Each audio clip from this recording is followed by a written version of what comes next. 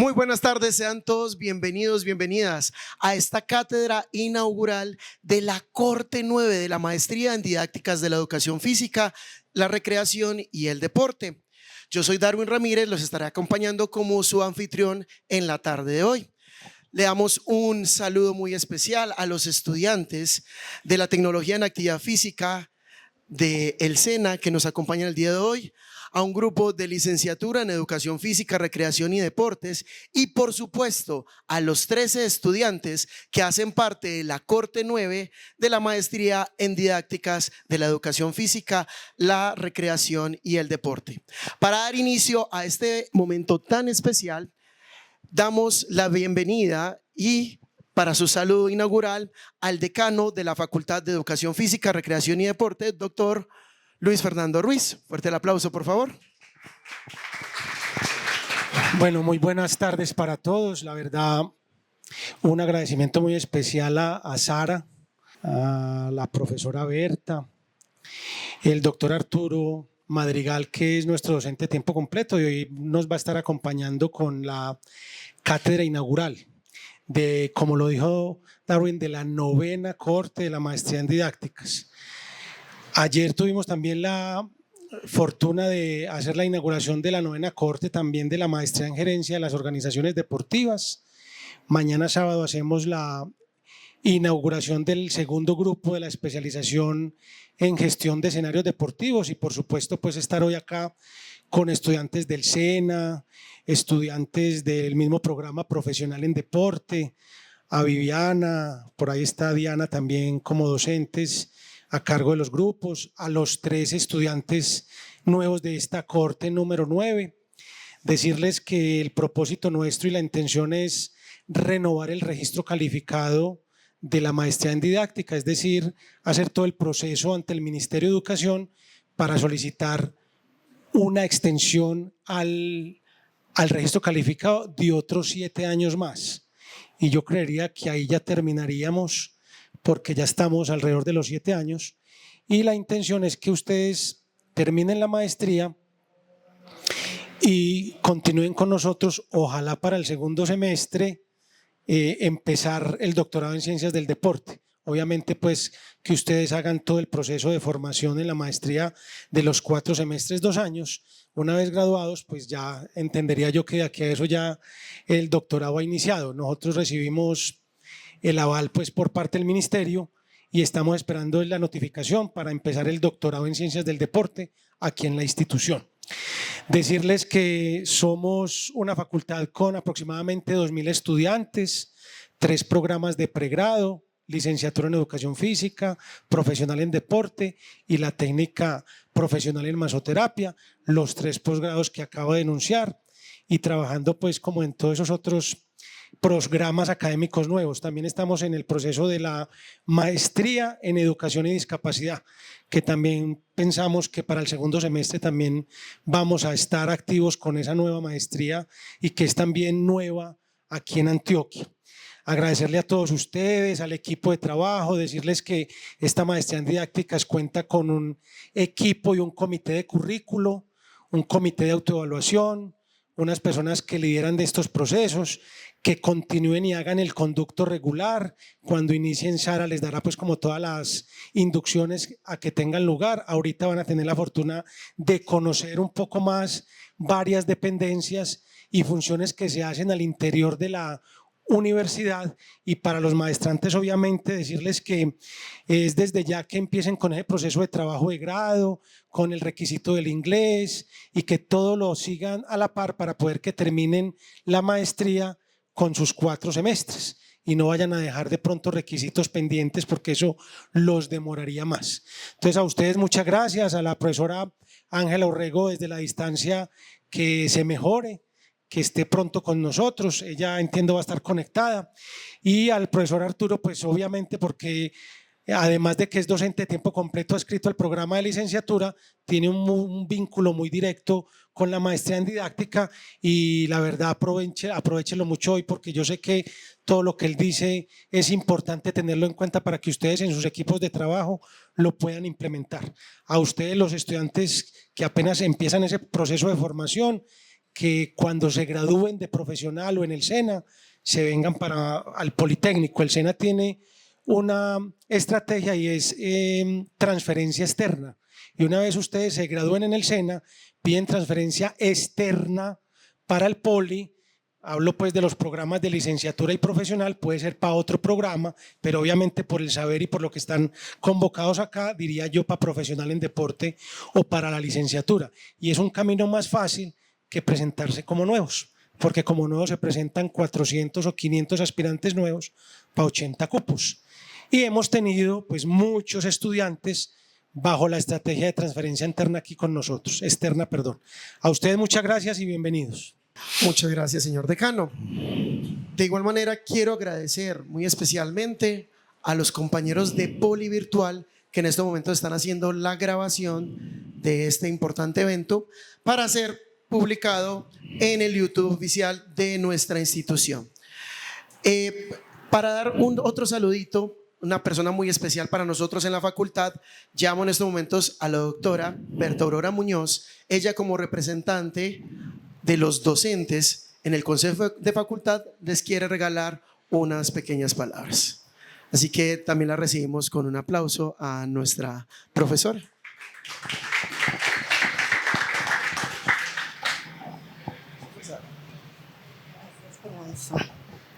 Bueno, muy buenas tardes a todos nuestros invitados del SENA, al grupo que nos trajo la profesora Guarín, al doctor Arturo y por supuesto a nuestros maestrantes. Qué felicidad tenerlos por acá.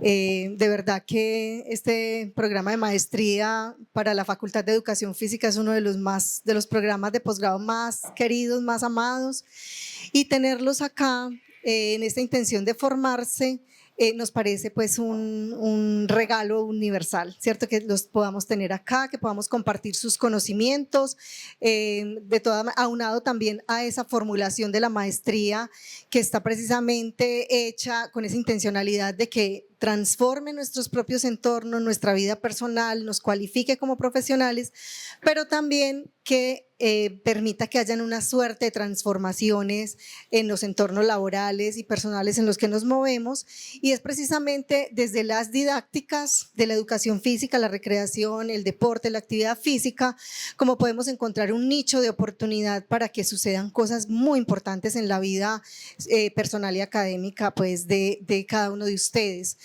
Gracias por reconocer en el Politécnico ese lugar para la formación, y aquí vamos a tener pues esa oportunidad de saberes que van y vienen, saberes que nos van a permitir a nosotros hacernos preguntas frente a la vida misma y frente al ámbito profesional, y hacer que muchos de esos cuestionamientos de cosas que aún no conocemos puedan verse vertidos en los procesos de investigación, que pues por supuesto son como uno de los lugares, los nichos de oportunidad para trascender y aportarle a este mundo que tanto lo necesita, desde el bienestar, desde el conocimiento, desde la enseñanza, desde el aprendizaje, todo eso que es tan absolutamente necesario en la vida de cada ser humano. Entonces, esta cordial bienvenida. Me uno pues a las palabras del decano, la gratitud a los compañeros que vinieron del SENA, qué rico, porque a ustedes también los hemos querido mucho, son muchos de los estudiantes que terminan su proceso en el SENA y se vienen a hacer nuestros programas de pregrado, entonces es de verdad muy bonito tenerlos acá. Y al grupo de Diana Guarín, que no sé de qué, pues me recuerdan la asignatura, no la asignatura de desarrollo motor. Ajá, bueno, muy bien. Entonces, hoy vamos a tener ese delicioso plato académico con el doctor Arturo, que es uno de nuestros referentes académicos en la institución, reconocido a nivel local, institucional, nacional e internacional, porque ha hecho un trabajo bastante meritorio y le ha aportado muchísimo a la ciencia. Entonces, también tenerlo acá para nosotros es muy grato, y que pues nos rodeemos de esos saberes. Nadie viene aquí con saberes acabados, entonces hay que darle esa oportunidad a que cada día pues le regalemos a otros y otros nos regalen esos saberes. Entonces, muchísimas gracias por estar acá y a aprovecharse mucho de ese saber del doctor Arturo. Muchas gracias, Berta. Y no siendo más, les presento nuevamente, tal y como nos precedieron los que acabaron de hablar, al doctor Arturo Madrigal, psicólogo y doctor cum laude en educación de la Universidad de Granada en España, magíster en desarrollo humano, especialista en orientación y educación sexual y licenciado, por supuesto, en educación física. Un fuerte aplauso para el doctor, por favor. Bueno, pues primero muchas gracias por esta presentación, también por la invitación que me hace la facultad para acompañarlos en este momento donde damos inicio a la corte de la maestría, pero también abrimos el espacio para que juntos podamos observar cosas que están pasando en este momento en la educación.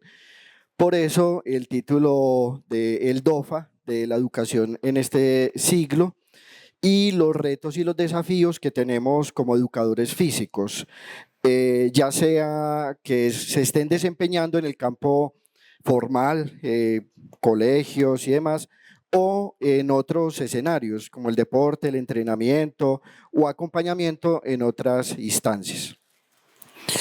Bueno, lo primero es pensar, bueno, ¿por qué es importante un DOFA? Pero entonces, ¿qué es ese asunto del DOFA?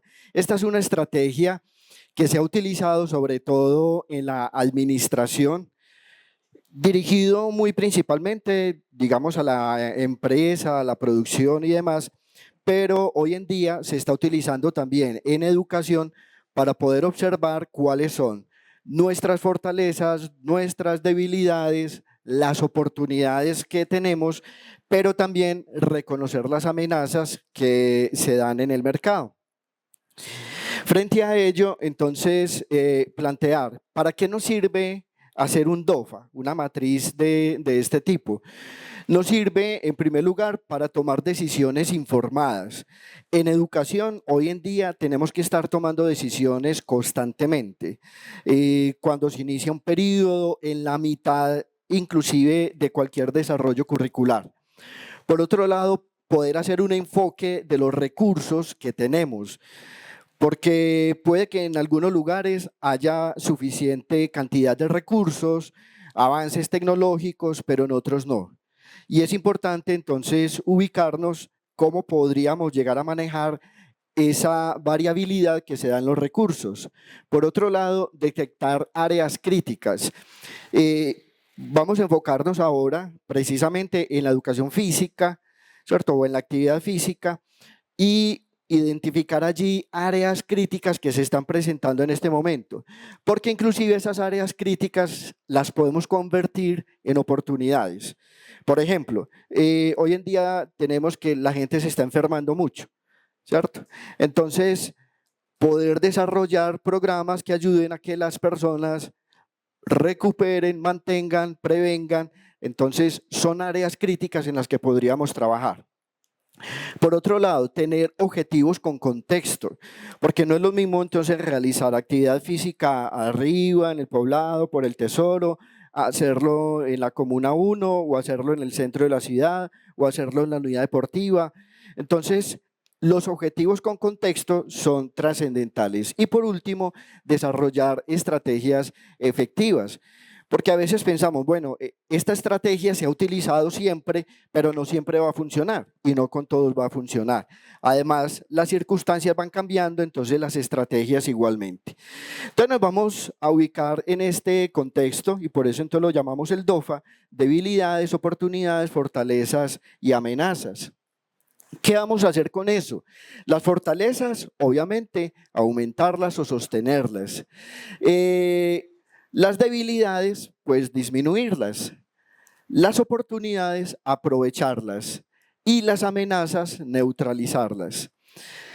Estos elementos generalmente son de orden interno, ya sea en la persona o en la institución o en la comunidad.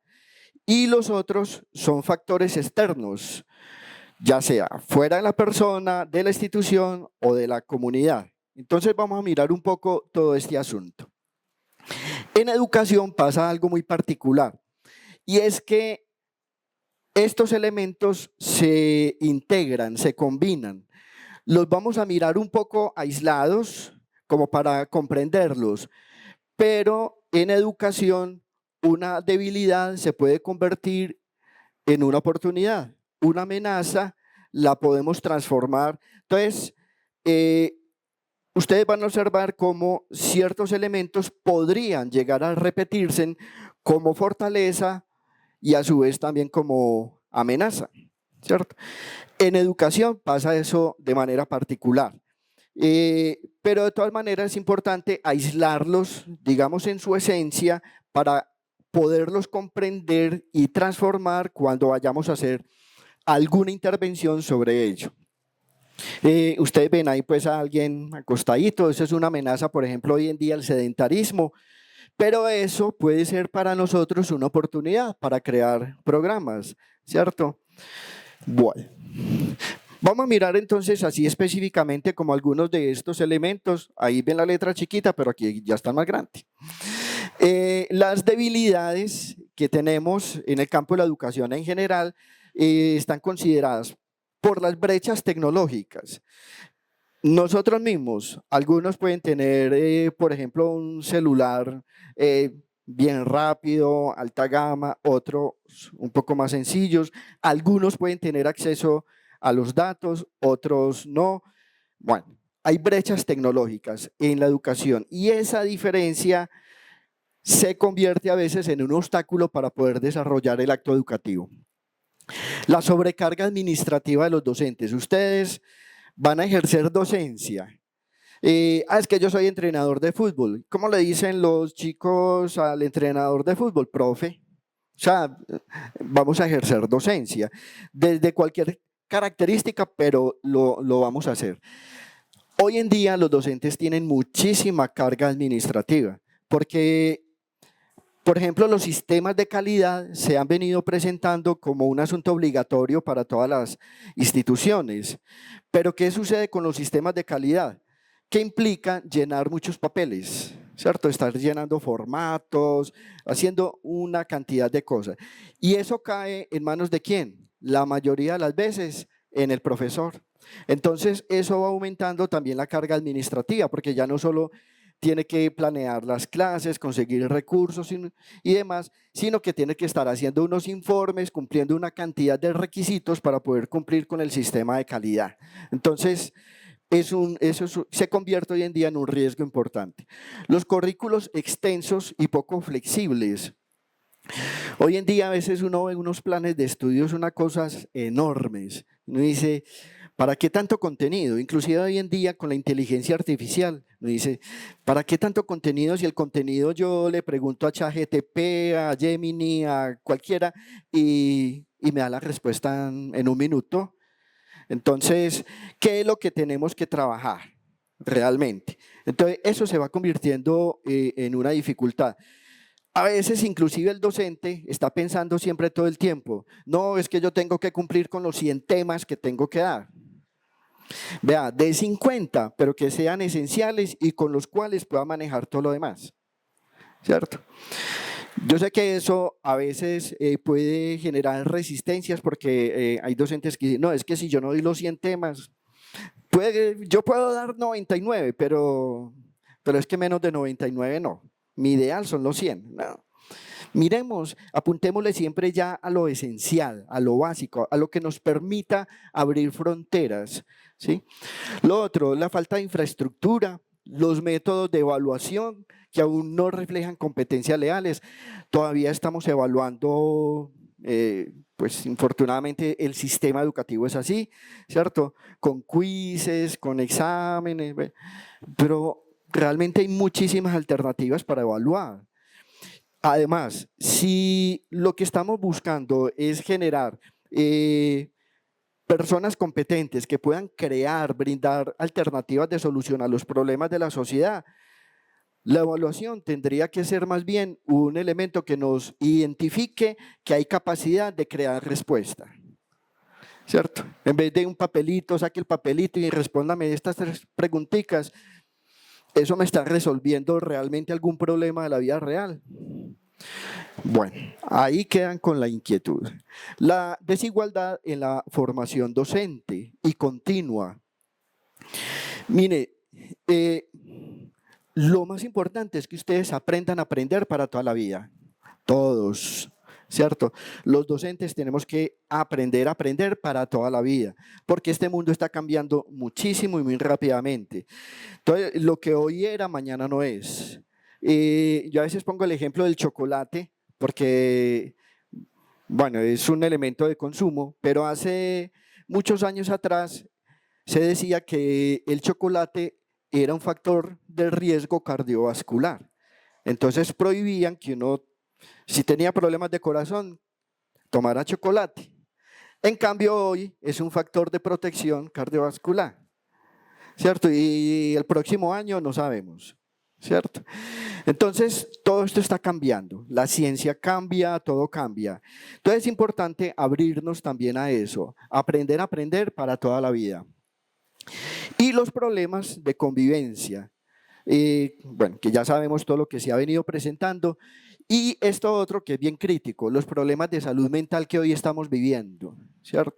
La ansiedad, la depresión, se están presentando un montón de cosas. En estos días estaba escuchando que ya en la ciudad de Medellín, por ejemplo, miren, los chicos en los colegios apenas llevan 1 semana y media de clase, y ya han habido algunos intentos de suicidio de chicos en las instituciones educativas. Entonces uno dice, estamos como graves, ¿cierto? Pero ese es un problema que inclusive no solamente de nosotros, es realmente global, pero a nosotros nos afecta bastante. Entonces ahí tenemos unas debilidades en nuestro sistema. Pero también tenemos fortalezas, como por ejemplo el mayor acceso a la información. También acceso a los recursos digitales. Inclusive ustedes pueden descargar una cantidad de apps en su celular para que les resuelva un montón de cosas. Hasta para que les monitoreen cuántos pasos dan en el día, ¿cierto? Los avances en pedagogías activas. Ya tenemos por lo menos un abanico supremamente amplio de propuestas metodológicas para la educación. La importancia del bienestar emocional. Cada día estamos siendo más conscientes de que el bienestar es un elemento trascendental para el desarrollo de las personas.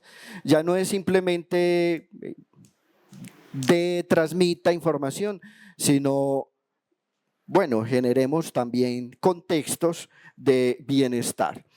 La inclusión, que es un asunto muy difícil realmente, a pesar de que es una fortaleza, porque estamos incluyendo personas con otras características, tiene también sus bemoles. Por ejemplo, un profesor en un colegio puede tener 40 chicos y 10 de ellos hacen parte de procesos de inclusión. Entonces ahí tiene un síndrome de Down, un autista, unos chicos con dificultades especiales, los que tienen TDAH, los que tienen solo TDA. Bueno, uno empieza a hacer la cuenta y uno dice, muy guapo ese maestro, comprender esas situaciones y involucrarlos en los procesos educativos, ¿cierto? Entonces, es una fortaleza en cuanto, bueno, abrimos la puerta para mucha gente, tiene sus bemoles.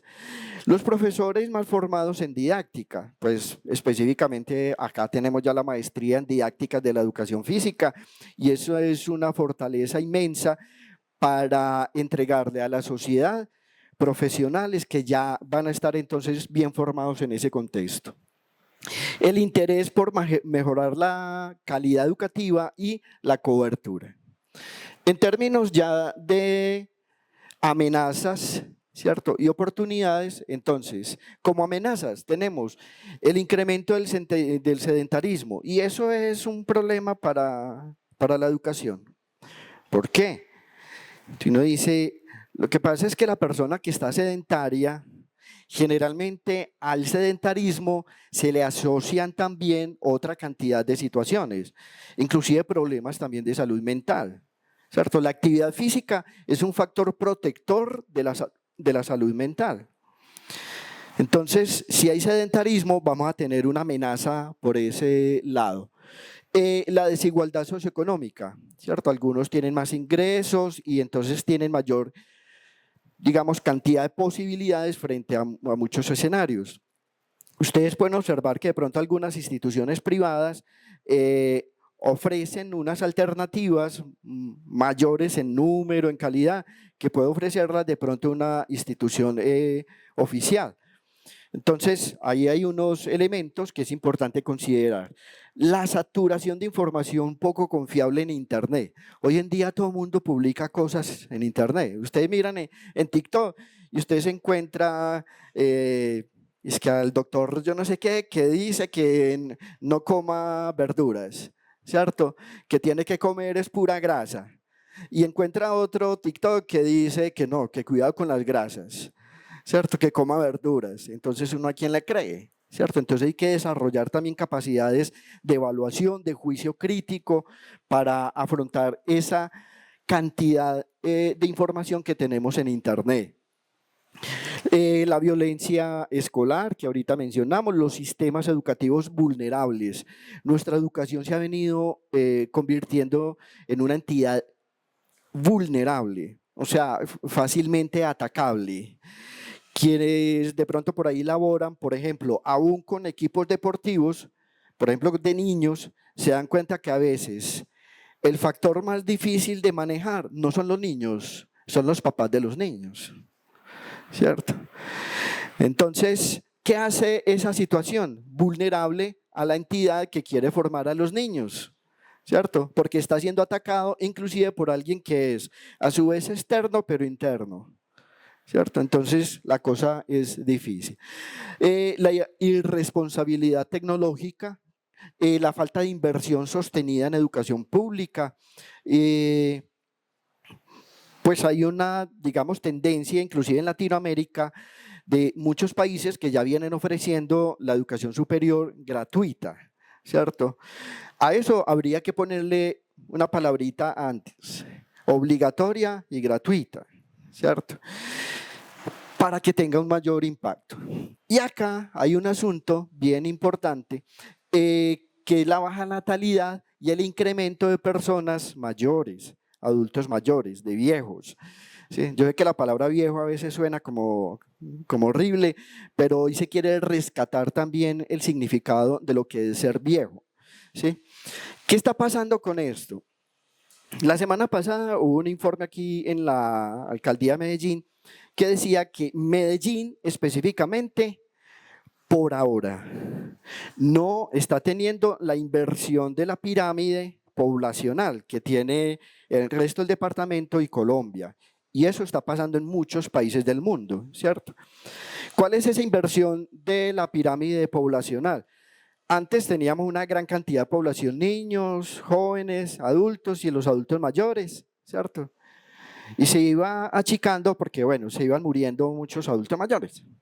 Hoy en día, entonces, la cosa en este momento está casi así. ¿Qué quiere decir eso? Que entonces ya tenemos una población infantil, juvenil, adulta y adulto mayor, más o menos en la misma cantidad. Pero eso tiende a invertirse. Entonces se va a abrir la pirámide en poco tiempo donde la mayor cantidad de personas son adultos mayores. ¿Eso qué implica? Que tenemos allí un reto grande, ¿sí? Uno, por ejemplo, podríamos ir pensando ya desde ahora, bueno, que está Sara, de pronto en una maestría para el adulto mayor, ¿cierto? Actividad física para el adulto mayor, porque es que dentro de 5 o 10 años esa va a ser la mayor cantidad de población, va a haber menos niños, más adultos mayores. Entonces, frente a eso, tenemos que ir pensando en alternativas para solucionar y responder a esa situación, a esa baja natalidad. El municipio de Medellín está en esa condición, ¿cierto? Todavía la pirámide, bueno, ya no es casi pirámide, está más o menos cuadradito el asunto, pero estamos por debajo de lo que está pasando pues en Colombia, inclusive en el mundo. Yo no sé si ustedes han escuchado que, por ejemplo, Canadá está pidiendo que llegue gente joven, Suiza, que llegue gente joven, Francia hasta hace poquito estaba pidiendo llegue gente joven. ¿Por qué? Porque es que estaban llenos de adultos mayores y no tenían quien repoblaran su país, ¿cierto? Inclusive les están ofreciendo de todo. inclusive que si tenían un hijo les pagaban tanto, ¿cierto? Y se lo sostenían casi toda la vida. Entonces, ¿eso qué está implicando? Es una amenaza, pero la podríamos convertir también en una oportunidad. Entonces vayan pensando ahí. Bueno, oportunidades. La inteligencia artificial, obviamente bien usada, ¿cierto? La personalización del aprendizaje. Esto se refiere a que ya cada vez más estamos pensando en cómo aprenden las personas y saber que cada uno de ustedes, cada uno de nosotros aprende de manera distinta, que tiene sus ritmos. En la educación a veces el maestro se confunde mucho porque hay chicos que, por ejemplo, tienen que pensar demasiado la información para poderla procesar adecuadamente. Hay otros que la cogen de una, ¿cierto? Pero entonces hoy en día que hay que pensar, ese chico que necesita rumiar más la información no es que sea, entre comillas, brutico. Solo necesita más tiempo, más recursos, otros elementos, pero no es brutico, ¿sí? Pero entonces, ¿qué pasaba tradicionalmente? Ese que se demoraba más, brutico, entonces pongámosle 1, ¿cierto? Hoy ya sabemos que cada persona tiene su propio ritmo de aprendizaje, su propia forma de aprender, sus propias estrategias de aprendizaje, que todavía podemos tener docentes que no hacen esa consideración, es cierto, ¿sí? Pero estamos en ese tránsito y eso es una buena oportunidad. Mayor participación de las familias en los procesos educativos. Exceptuando pues esa condición que ahorita les mencionaba, que a veces se convierte en una interferencia. El enfoque creciente en habilidades del siglo XXI, pensamiento crítico, creatividad, colaboración. En estos días escuchaba sobre la generación de cristal, ¿cierto? Ustedes seguramente lo han escuchado mencionar. Y entonces muchos adultos se han ido durísimo dizque contra la generación de cristal. Pero ¿quién generó esa generación de cristal? ¿Quién la posibilitó? El adulto. ¿Por qué? ¿Dónde está el origen realmente de esa generación de cristal? Que el adulto empezó a quitarle las dificultades a los niños, ¿cierto? No tropiece, no se caiga, para que le vaya bien. A los niños hay que dejarlos también fracasar. Fracasar es importante, perder es importante, cometer errores es importante. Ahora, ¿cuál es el asunto? Que aprendamos de eso, que eso nos sirva para construir, porque si no, ahí sí, quedamos graves. No le temamos ni al error, ni al fracaso, porque desde ahí podemos tener muchos elementos de aprendizaje. Generalmente el sistema educativo castiga fuertemente el error, ¿cierto? Y entonces por eso es que nos califican 1, 0, 2, porque cometimos un error. Bueno, listo, eso es una cuantificación de un proceso. Pero, ¿cuál es la clave? Démosle significado también a esos elementos. ¿Qué significa 1? Que estamos muy por debajo digamos, de la meta a alcanzar. ¿Qué significa 4? Que nos estamos aproximando al ideal, ¿sí? Y el 5, que logramos el ideal. El 3, estamos ahí como en el bordecito, nos vamos a caer, ¿sí? Entonces hay que empezar a darle también significado a esos elementos. Cuando ya empezamos a resignificar las cosas, entonces generamos creatividad, pensamiento crítico. Mire, yo no sé si ustedes conocen la historia del post-it. El post-it es ese papelito que tiene un pegante que se pone en un tablero y bueno, y yo lo puedo despegar y pegar. Resulta que quien estaba en ese proceso de creación del post-it era generar una pega tan fuerte que nada lo despegara, ¿cierto? Y empezó a fracasar.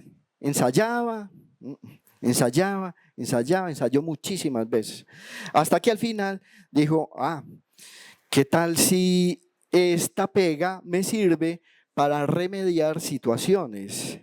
y entonces se le echó un papelito, lo puso. ¿Qué hago yo con este papelito? Voy a escribir. Lo quitó. Me sirve para hacer recordatorios. Y entonces se le ocurrió la idea genial de crear el post-it. Y esos papelitos los usamos muy frecuentemente, ¿cierto? Entonces, mire, un error se convirtió en el éxito de un producto. Eso nos pasa muchas veces en la vida. Entonces, las oportunidades a veces se presentan como error. Y si las sabemos leer, se nos convierten en oportunidades. Y eso nos genera creatividad. Por eso, no temamos al error, ni al fracaso, ni eso. Convirtámoslo en oportunidad. Lo otro, la posibilidad de innovar, ¿cierto? Hay muchas herramientas pues, que hoy tenemos. Los actores educativos más activos y los cambios en la estructura poblacional que ahorita pues mencionábamos. Toda esta cantidad de elementos en el DOFA, o sea, debilidades, oportunidades, fortalezas y amenazas, también las podríamos leer según unos contextos. Podría ser, por ejemplo, según niveles educativos o según grupos etarios. Vamos a hacer un pequeño recorrido desde el primer enfoque por niveles educativos. Entonces podríamos decir que en la educación inicial también tenemos una cantidad de fortalezas, debilidades, oportunidades y amenazas. En la educación secundaria igualmente, ¿cierto? Entonces, ¿cuál es la idea? Que las podamos identificar y aprovechar. Ya sabemos, desde lo que señalamos al principio, que la fortaleza es para mantenerla, la debilidad para minimizarla, ¿cierto? Las amenazas para neutralizarlas y las oportunidades para aprovecharlas. Eso es entonces lo que es importante hacer en el sistema educativo, en cualquier nivel de educación, ya sea formal o no formal. Y entonces este panorama nos da la posibilidad de examinar lo que está pasando específicamente en el área de desempeño de todos ustedes, ¿cierto? Y entonces desde allí se plantean los retos y desafíos para la educación física. Aquí hay un concepto que yo sé que es poco frecuente observarlo, y es la educación física familiar. Y es que hay educación física familiar. Bueno, no hay ningún pensum de eso, pero ¿qué tal si la actividad física la comenzamos también a proyectar al ámbito familiar? ¿Cierto? Para que también las otras personas del grupo familiar hagan alguna cosita, ¿cierto? No sean sedentarios. Entonces, hay que ir pensando en esa alternativa. Bueno, como estas son construcciones hechas, ¿cierto? Tanto el DOFA como lo que vamos a mirar enseguida, desde los elementos que nos da la UNESCO, el Ministerio de Educación, sociedades, por ejemplo, de educación física en el mundo, algunas colombianas, de Argentina, de España y demás. Vamos a hacer acá un pequeño ejercicio. Vamos a hacer el aprovechamiento del celular de manera productiva y educativa. Entonces, vamos a hacer lo siguiente. Bueno, mientras voy haciendo aquí el ingreso a la plataforma, entonces vamos a escribir en el celular menti.com. Bueno, entonces al abrir la aplicación en su celular van a colocar este código 5333 8497. Lo repito, 5333 8497. Acá vamos a generar una nube de palabras a partir de ¿qué? De ideas que a ustedes se les ocurran, que son los problemas más significativos que tienen los educadores físicos hoy en día. Traten de hacerlo con una o dos palabras. Ahí deben tener de pronto unas 3 opciones. Procuremos introducir en cada una de las 3 opciones, utilizar de pronto solo 2 para que esto nos funcione más rapidito, y le damos enviar. Y vamos a mirar a ver cómo nos queda esta nube de palabras en este caso.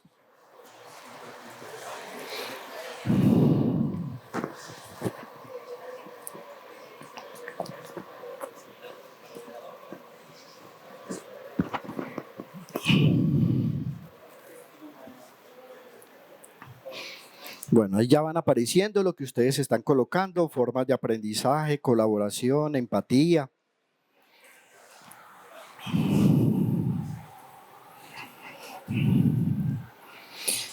Ahí van apareciendo diferentes. Las que se repiten nos van a ir creciendo y entonces nos va a dar la posibilidad de identificar de pronto cuál es la mayor coincidencia con relación a los problemas que ustedes consideran. Por el momento, lo que observamos es una gran diversidad. Esa misma diversidad la tenemos en las diferentes fuentes, ¿cierto? Sociedades, por ejemplo, Educación Física de España, consideran que unas cosas son los problemas del educador físico allá, ¿cierto? Diferente a lo que pasa en Colombia. En Colombia las asociaciones también tienen pensamientos diferentes. Observen como, por ejemplo, empatía comienza ya a crecer, quiere decir que varios de ustedes han coincidido en que este fenómeno de la empatía es importante. O sea, un elemento clave dentro de las problemáticas de la educación física es el asunto de la empatía. Y aquí podríamos comenzar también a hacer algunos análisis. Miren que la empatía no es un asunto, digamos, meramente curricular, ¿cierto? No es de contenido, sino que tiene que ver ya con factores de la persona. Acá ya empiezan a aparecer otros dos elementos importantes como metodología y educación. Entonces, el tema de la metodología comienza también a mostrar una relevancia como preocupación de ustedes como educadores físicos.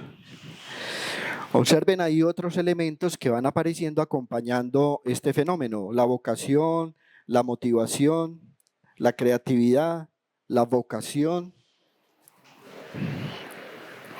Entonces, esto nos está generando pues un panorama bien interesante, ¿cierto?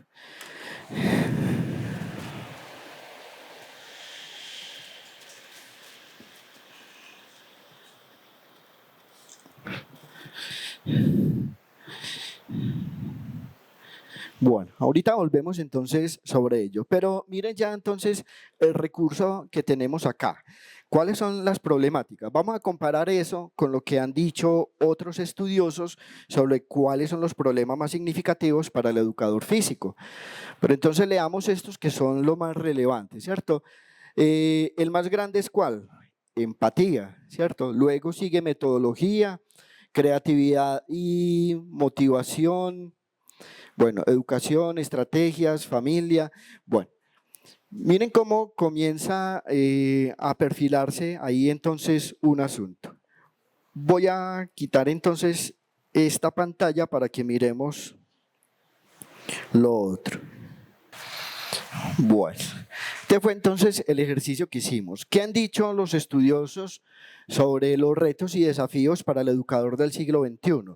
Ya mencionamos unos que llaman bastante la atención, ¿cierto? Que lo construimos entre todos y eso es importante. Entonces, los retos y desafíos, actividad versus sedentarismo, que ya hemos dicho mucho eso, la inclusión.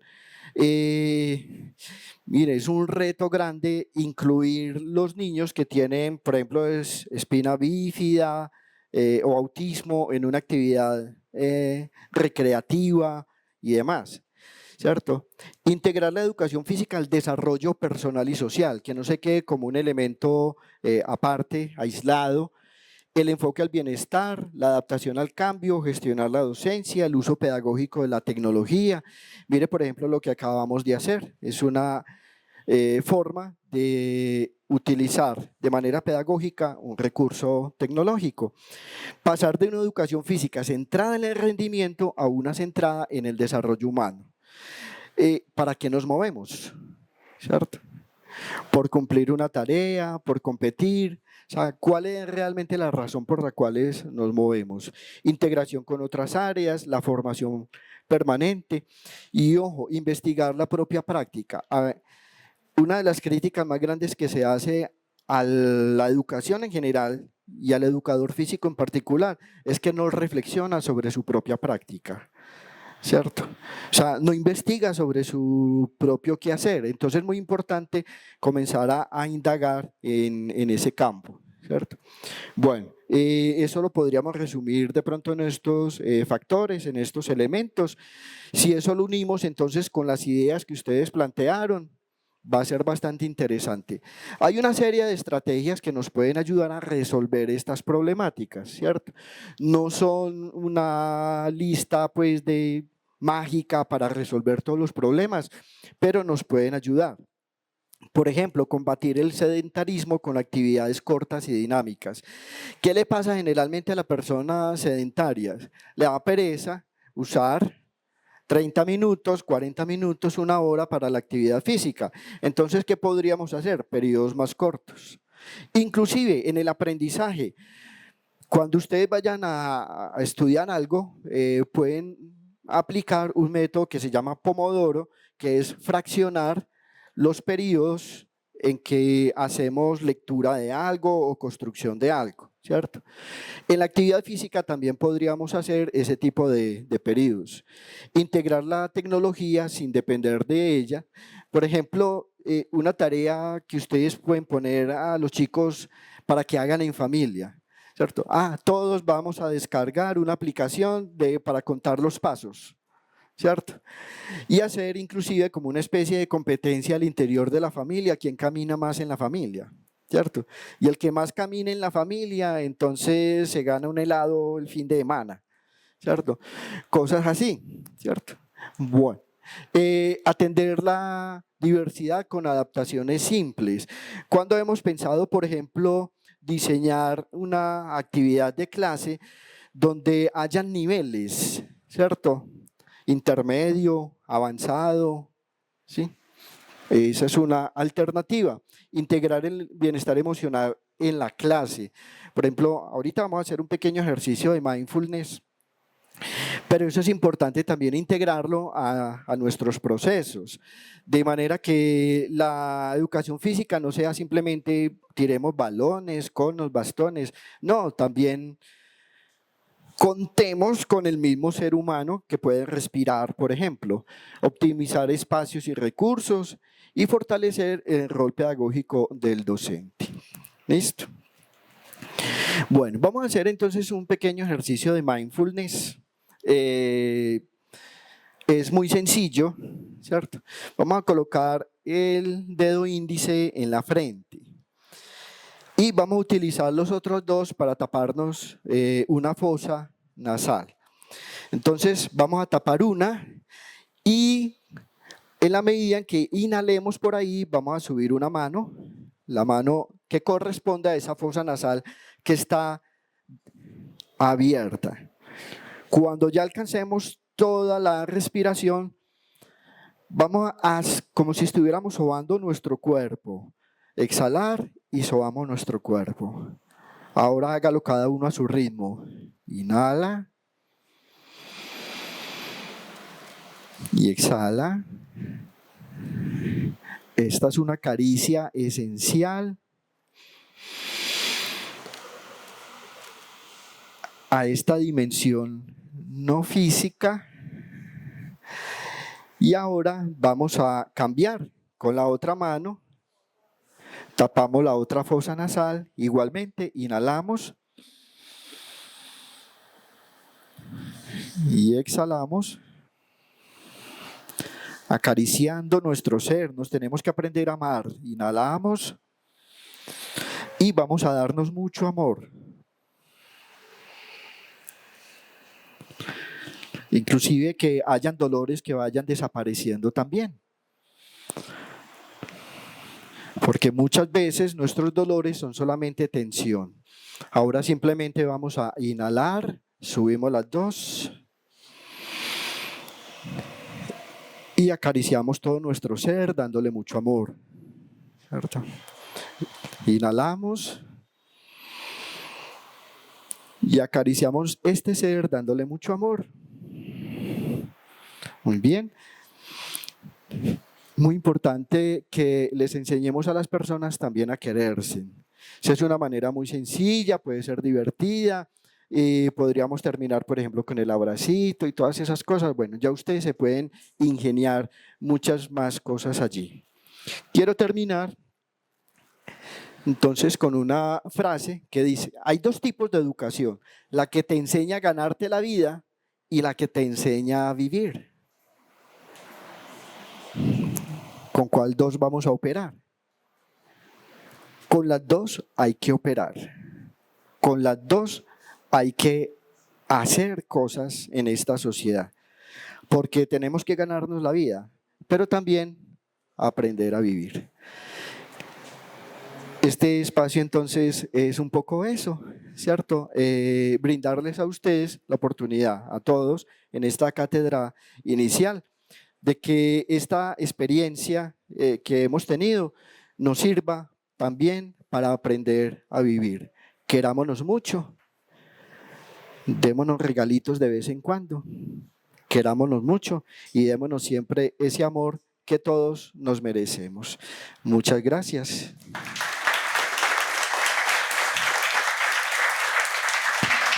Con esto cerramos este espacio académico con el doctor Arturo. Invitamos, cuando cerremos el espacio, a los maestrantes a pasar al sexto piso, al salón 606, lo cual empezarán e iniciarán la parte de introducción de su maestría. Agradecemos a los compañeros del SENA por habernos acompañado, también a los compañeros de Profesional en Deportes, a Polidinámico, por supuesto. Y nuevamente, por favor, un aplauso para el doctor Arturo. A Sara Agudelo, el alma de la maestría en didácticas de la educación física, la recreación y el deporte. Y los esperamos a todos a ser parte de la institución. Ustedes ojalá puedan continuar con nosotros. A los compañeros de Profesional continuar con la parte de posgrados que ofrece nuestra facultad. Y a todos muchísimas gracias por asistir el día de hoy. Que estén bien, feliz tarde, que les vaya excelente y bonito. Chao.